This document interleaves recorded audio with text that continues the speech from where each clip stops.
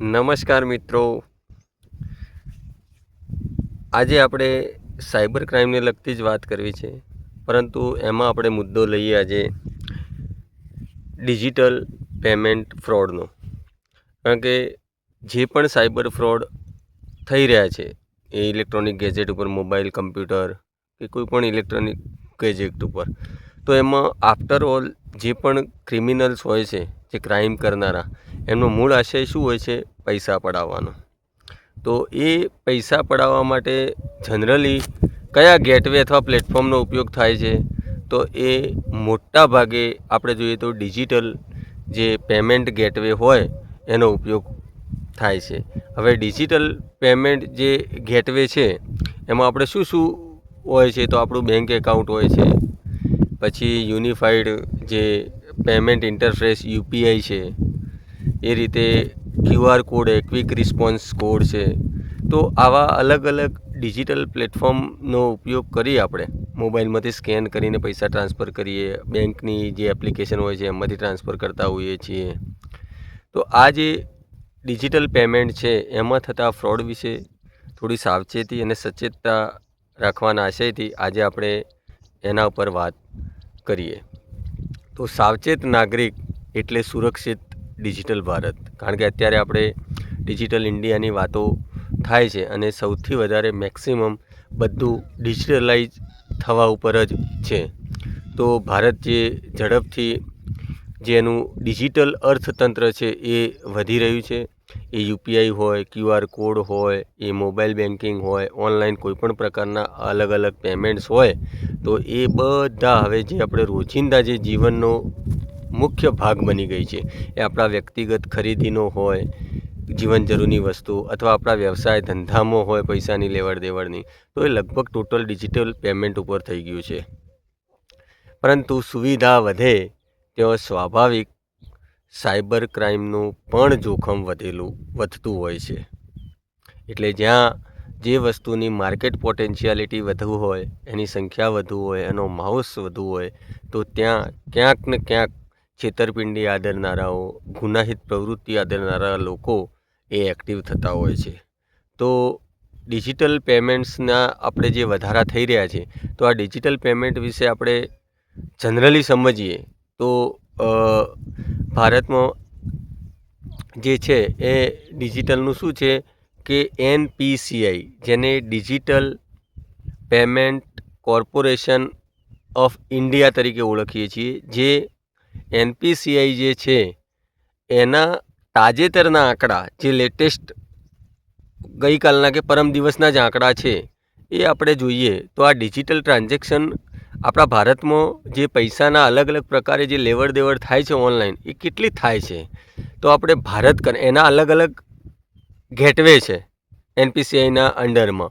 તો એમાં જે ગેટવે યુઝ થાય છે પૈસા માટેના, એ અલગ અલગ ગેટવેમાં એક ભારત કનેક્ટ ગેટવે છે. એમાં આપણે જોઈએ તો છેલ્લો આંકડો આવ્યો છે 23 કરોડથી વધુ એમાં ટ્રાન્ઝેક્શન થયેલા છે. એ જ રીતે CTS છે. CTS એટલે ચેક ટ્રાન્ઝેક્શન સિસ્ટમ, એટલે એ ચેક્સ, એમાં પણ 3.75 કરોડ જેટલા ટ્રાન્ઝેક્શન થયેલા છે. પછી NACH છે, જે નેશનલ ઓટોમેટેડ ક્લિયરિંગ હાઉસ તરીકે ઓળખાય છે. એનો આંકડો છે 56 કરોડથી વધુ ટ્રાન્ઝેક્શન. અને NFS, નેશનલ ફાઇનાન્શિયલ સર્વિસીસ, એના પણ આંકડા જોઈએ તો એ પણ ખૂબ વધારે છે, 21 કરોડથી વધુ છે. તો આ જે NPCIના અંડરટેકનમાં આવતી આ અલગ અલગ પેમેન્ટ ગેટવેની સર્વિસીસ છે, એમાં આપણે જોઈએ તો કરોડોના ટ્રાન્ઝેક્શન થઈ રહ્યા છે. તો હવે એનો અર્થ શું થાય છે કે ભારત ડિજિટલ પેમેન્ટ તરફ નિર્ભર છે અને એના ઉપર જ આપણો દેશ, આપણે વ્યક્તિગત રીતે, આપણા વ્યવસાયની રીતે આખો દેશ ડિજિટલ પેમેન્ટ ઉપર નિર્ભર છે. તો એની ચિંતાજનક પરિસ્થિતિ શું છે? એના દરેક બાબતના સકારાત્મક અને હકારાત્મક બાબતો હોય છે.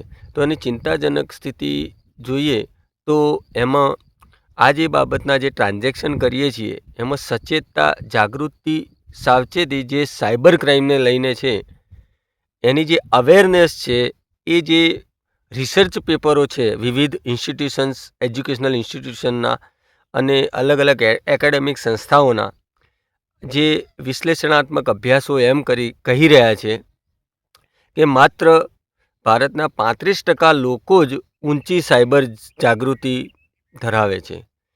બાકીના 40% લોકો મધ્યમ જાગૃતિ ધરાવે છે અને 25% લોકો તો એવા છે દેશના કે જેમને આ બાબતની બિલકુલ ઓછી ખબર છે અથવા ખબર જ નથી સાયબર જાગૃતિને લઈને. તો આ જે ડિજિટલ પેમેન્ટને લઈ અને આ જે સાયબર જાગૃતિની જે જરૂર છે એનું પ્રમાણ જોઈએ એટલું દેશની અંદર નથી. અમુક લોકો તો બિલકુલ ફિશિંગ તો ઓળખી જ નથી શકતા. ફિશિંગ કોને કહેવાય? નકલી એપ્લિકેશન મોબાઈલ યુઝ કરે છે, સ્માર્ટફોન, પણ એમને આના વિશે ખબર જ નથી. તો આના કારણે એ કોઈને કોઈ પ્રકારના સાયબર ક્રાઇમ હોય, એ QR સ્કેમ હોય, એમાં એ ફસાઈ જવાની ભીતિ રહેલી છે. તો સૌથી સામાન્ય ફ્રોડ આપણે જોઈએ જે ડિજિટલ પેમેન્ટને લઈને થતો હોય છે તો એ OTP અને ફિશિંગ ફ્રોડ.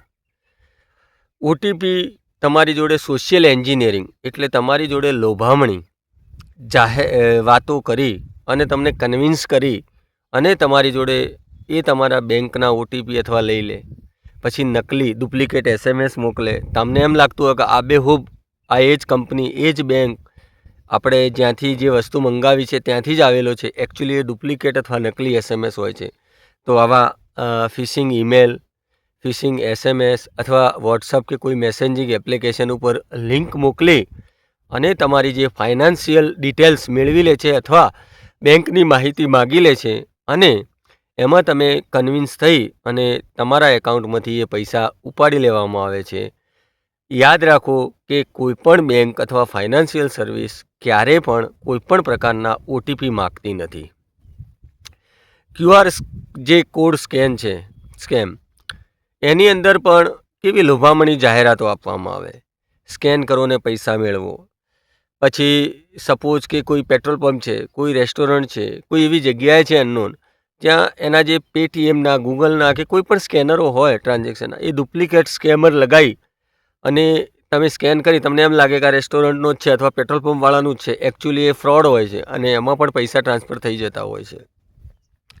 સૌથી મોટી જે એમની જાળ છે ઠગોની, એ શું કરે? તમને લોભામણી જાહેરાતો આપે, ઇન્વેસ્ટમેન્ટ ફ્રોડ કરાવે. તમારે શેર બજારમાં આ કરો તો તમને આટલા મળશે, આમાં આટલું ઇન્વેસ્ટમેન્ટ કરશો તો આટલા 3 ગણા મળશે. તો આ જે લોભામણી જાહેરાતો કરીને તમને મેસેન્જરોમાં એ મેલિશિયસ QR કોડ મોકલશે, એટલે દૂષિત કોડવાળા કે જે ફ્રોડ કરવા અને ગુનાહિત પ્રવૃત્તિ આદરવા માટે જ બનેલા હોય છે એવા QR કોડ મોકલી, ક્વિક રિસ્પોન્સ કોડ એ મોકલીને તમને સ્કેન કરાવે છે અને સ્કેન કરવાની સાથે જ એ તમારા બેંક એકાઉન્ટમાંથી પૈસા ઉપડી લે છે.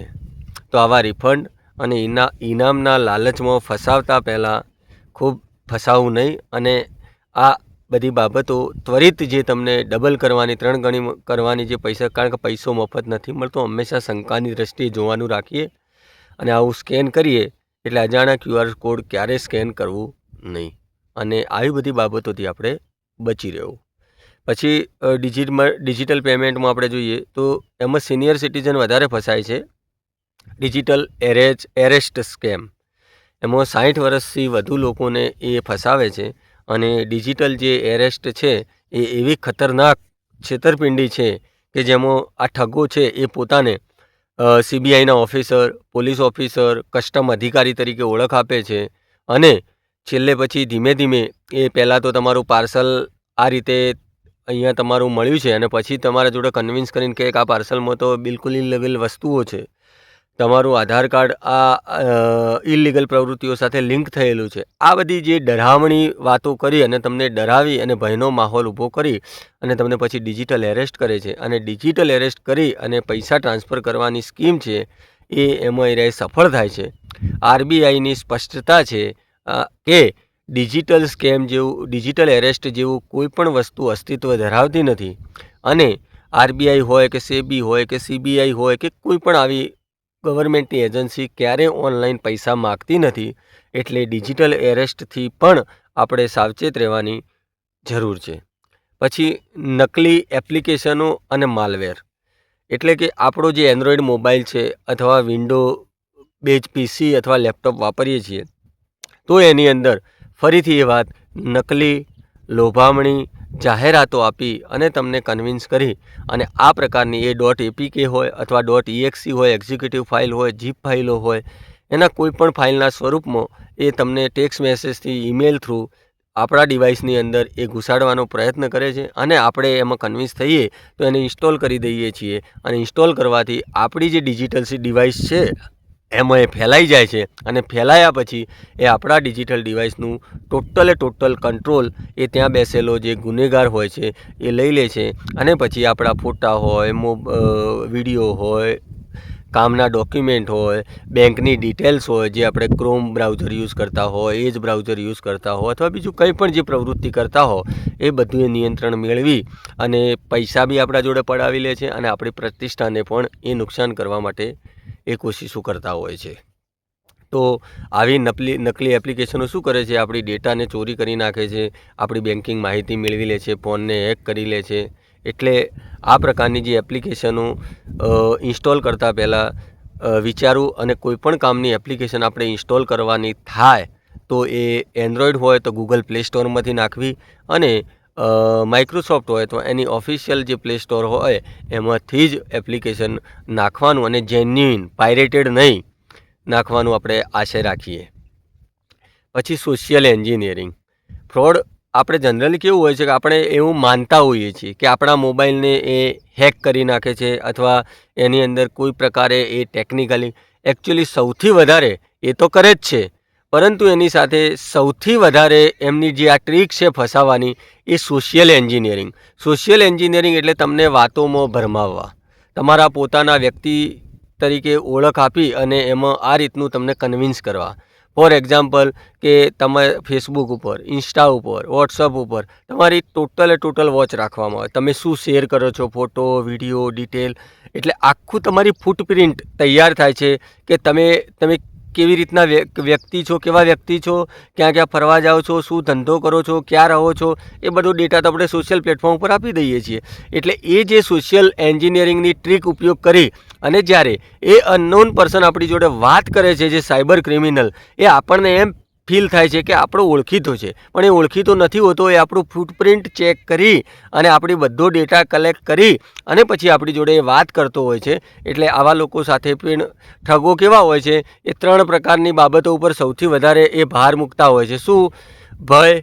એક તો ભય પેદા કરે, પછી લાલચ આપે અને પછી ઉતાવળ કરાવે. કોઈ પણ વસ્તુમાં ફટાફટ કરાવો કે આ બધું આમ કરવાનું છે, તમારું કેવાયસી અપડેટ કરવાનું છે, તમારું એકાઉન્ટ બંધ થઈ જશે. એટલે ભયનો એક માહોલ ઊભો કરીને ત્વરિત પગલાં લેવાની આ પ્રવૃત્તિ કરતા હોય છે. તો આ રીતના જે કેવાયસી અપડેટ અથવા તમારા ખાતું બંધ કરવાની વાત ટેલિફોનિક અથવા SMS અથવા વોટ્સઅપ ઉપર આવે તો ગભરાવાની જરૂર નથી અને આવા ત્વરિત પગલાં લેવાની પણ જરૂર નથી. સૌથી વધારે કોને નિશાન બનાવવામાં આવે છે? તો આમાં નાના બાળકો, કિશોરો, યુવાનો, મહિલાઓ અને વૃદ્ધો, દરેક પ્રકારની જીવનશૈલી અલગ હોય છે. દરેકનું ટેક અલગ હોય છે જીવન જીવવાનું. તો એમને જે પસંદ પડતું હોય એમની જે એજ પ્રમાણે એ પ્રકારની આ ટ્રીકો વાપરી અને એમને એ રીતે લોભામણી જાહેરાતો અથવા એમાં એ કન્વિન્સ કરવાનો પ્રયત્ન કરતા હોય છે.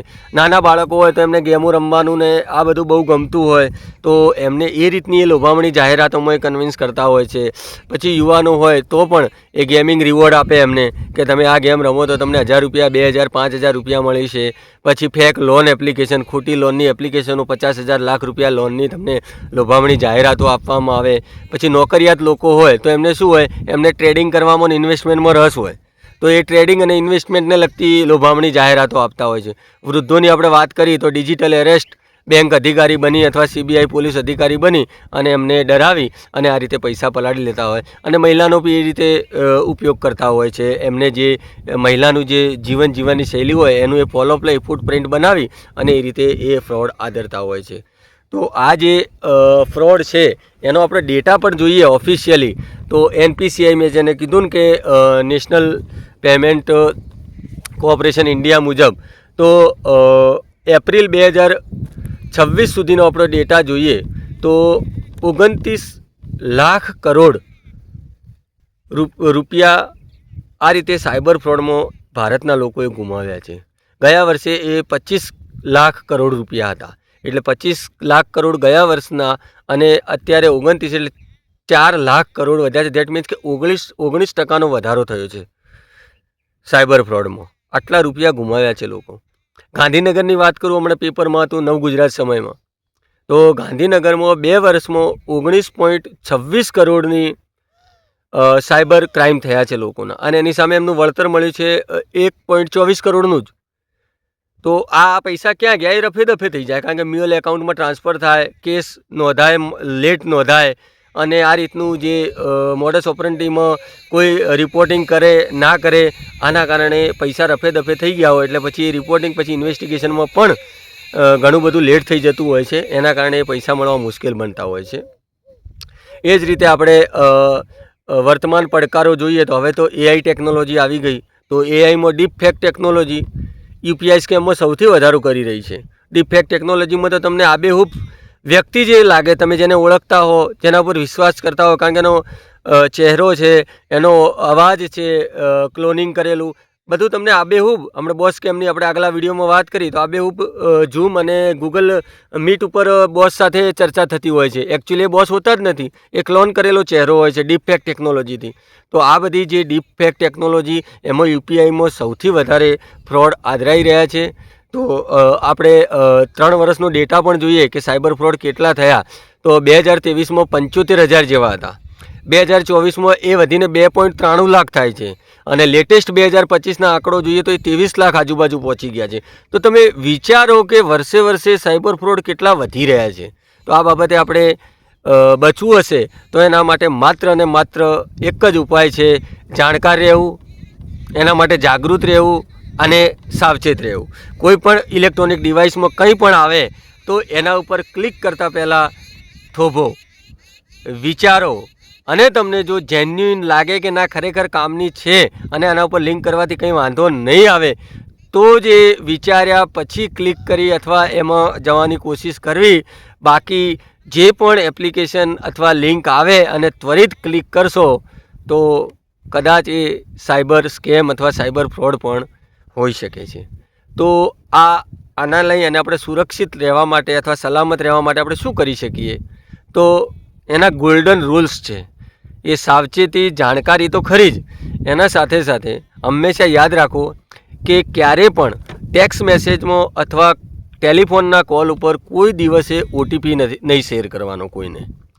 પછી કોઈપણ પ્રકારનો આપણો એટીએમ, કમ્પ્યુટરનો કે કોઈ પણ પિન હોય આપેલો તો એ પિન કોઈને શેર નહીં કરવાનો. પછી આપણા જે ડેબિટ કાર્ડ, ક્રેડિટ કાર્ડ અથવા અન્ય પ્રકારના ફાઇનાન્શિયલ જે કાર્ડ હોય આપણી જોડે શોપિંગ કરવા માટેના, તો એની અંદર સીવીવી નંબર હોય છે 3 અથવા 4 આંકડામાં. એ સીવીવી નંબર કોઈના જોડે શેર નહીં કરવાનો, કોઈને નહીં આપવાનો. અજાણી લિંક ઉપર ક્લિક નહીં કરવાનું. પછી આપણે જાહેર જે વાઈફાઈ હોય, ક્યાંય બહાર ગયા હોઈએ તો એ સરકારી, ગ્રામ પંચાયતના હોય, રેસ્ટોરન્ટના હોય, ક્યાં બીજી લોકેશન ઉપર ગયા હોય તો ત્યાં ફ્રી વાઈફાઈ ઇન્ટરનેટ એક્સેસ કરવા આપણને આપતા હોય છે. તો એને યુઝ કરી શકાય, પરંતુ યુઝ કેવા કામ માટે કરવાનું કે જ્યાં કોઈપણ પ્રકારનું ઓનલાઈન શોપિંગ ન થતું હોય, કોઈ ફાઇનાન્શિયલ ટ્રાન્ઝેક્શન ન કરવાનું હોય. એટલે મૂળ કહેવાનો મતલબ કે આપણા ડેટાને કોઈ પ્રકારનું નુકસાન ન થાય એવું અપલોડ અને ડાઉનલોડ કરવાનું એ વાઈફાઈ ઉપરથી આપણે ટાળવું જોઈએ. પછી કોઈપણ એકાઉન્ટ હોય આપણો, એ ફેસબુક, ઇન્સ્ટા, વોટ્સઅપ, કોઈ પણ એકાઉન્ટ આપણે યુઝ કરીએ છીએ તો એમાં મિનિમમ 12 અક્ષરનો મજબૂત પાસવર્ડ રાખો. એમાં કેપિટલ અક્ષર, સ્મોલ અક્ષર, સ્પેશિયલ કેરેક્ટર, નંબર્સ, આ બધાનું મિશ્રણ કરી અને મિનિમમ 12, હું તો વ્યક્તિગત રીતે એ જ વાત કરીશ કે એક આખું વાક્ય રાખો પાસવર્ડની જગ્યાએ. તમને કોઈ વાક્ય યાદ રહી જતું હોય અથવા તમને કોઈ વાક્ય ગમતું હોય કે મને આંબાનું ઝાડ ગમે છે, તો એનું તમારે આખું આ વાક્ય થઈ ગયું તો પાસવર્ડમાં એ રાખો, અને પછી કેપિટલ, સ્મોલ લેટર અને સ્પેશિયલ કેરેક્ટર મિશ્રણ રાખો. જેટલું લાંબુ પાસવર્ડ સ્ટ્રોંગ હશે એટલું એ તમારું એકાઉન્ટ હેક થવાના ચાન્સીસ બહુ ઓછા રહેશે. પછી તમારો મોબાઈલ, કમ્પ્યુટર, એને હંમેશા એની ઓપરેટિંગ સિસ્ટમ અને જે પણ એપ્લિકેશન આપણે વાપરતા હોઈએ એને અપડેટ રાખો. આપણે વિન્ડો બેઝ જનરલી વાપરતા હોઈએ છીએ તો વિન્ડોમાં જે ચેક ફોર અપડેટ આવે છે એ કરો. મોબાઈલ, એન્ડ્રોઈડ મોબાઈલ છે તો એમાં સેટિંગમાં જઈ એની અંદર એબાઉટ અથવા સોફ્ટવેર અપડેટ હોય એ સમયાંતરે ચેક કરી અને જે પણ નવું અપડેટ આવે એ અપડેટ કરતા રહો. એનાથી પણ ઘણા અંશે આપણું ડિવાઇસ સિક્યોર બની જશે. પછી મોબાઈલ અથવા કમ્પ્યુટરમાં જો ફેસિલિટી હોય, લગભગ હોય જ છે મોટાભાગે, તો એને બાયોમેટ્રિક લોક રાખવું. એ પિન આપો, તમારું થંબનું નિશાન રાખો, તમારું ફેસ રેકોગ્નિશન રાખો, એ કોઈ પણ પ્રકારનું તમે રાખો, એ પ્રકારનું તમે બાયોમેટ્રિક લોક હંમેશા વાપરો. અને બેંક એલર્ટ, તમારા જે પણ ખાતામાં પૈસાની તમે લેવડ દેવડ કરતા હો, એ બેંક ખાતા હોય એની જે SMS અથવા ઈમેલની જે સર્વિસ છે એ હંમેશા ચાલુ રાખો, જેથી તમને ખ્યાલ આવે કે તમારા એકાઉન્ટમાં કેટલા પૈસા જમા થયા અથવા કેટલા ઉપડ્યા. પછી RBI અને સરકારની વાત કરીએ તો RBIમાં ડિજિટલ પેમેન્ટ જે અવેરનેસ વીક એ અવારનવાર RBI ઉજવે છે.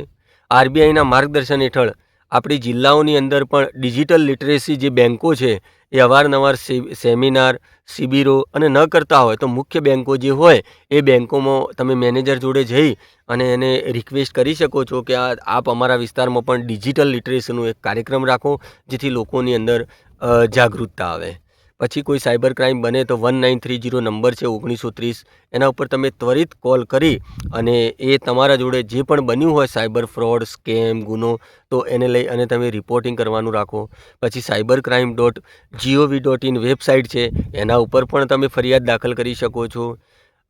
AI આધારિત ફ્રોડ મોનિટરિંગ હવે તો તમે રાખી શકો છો. હવે તો AIની અંદર એવા સરસ સરસ ટૂલ્સ આવે છે, એ તમે ફ્રોડ મોનિટરિંગ અથવા તમે કોઈ પણ કંપનીનું હવે તો ટોટલ સિક્યોરિટી સોફ્ટવેર નાખશો, એન્ડ પોઈન્ટ સિક્યોરિટી અથવા ટોટલ જે એન્ટીવાયરસ આપણે કહીએ છીએ સાદી ભાષામાં, એ નાખશો તો એની અંદર પણ AI આધારિત ફ્રોડ મોનિટરિંગની ફેસિલિટી હવે તો આવવા લાગી છે.